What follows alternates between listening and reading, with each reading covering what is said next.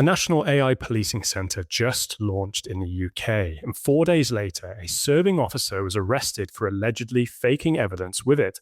And right now, there is no specific law governing how police can use any of these AI tools. The government says AI will free up thousands of officers, review evidence faster, transcribe calls, analyze data, and solve cases quicker. And I get it, I do. I was a police officer. I've seen what the job demands.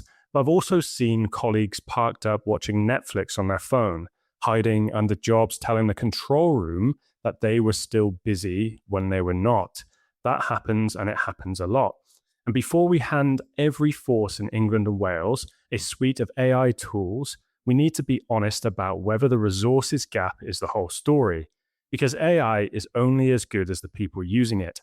40 new facial recognition units, AI reviewing your calls, AI summarising evidence, all of it rolling out now, all of it without a legal framework in place. An innocent man was wrongly arrested by facial recognition this year. A serving officer now stands accused of using AI to fake evidence. Used properly, this technology could save lives. But right now, the law is not keeping pace. And when it goes wrong, it is ordinary people who pay the price. Now, where do you stand? Tell me below.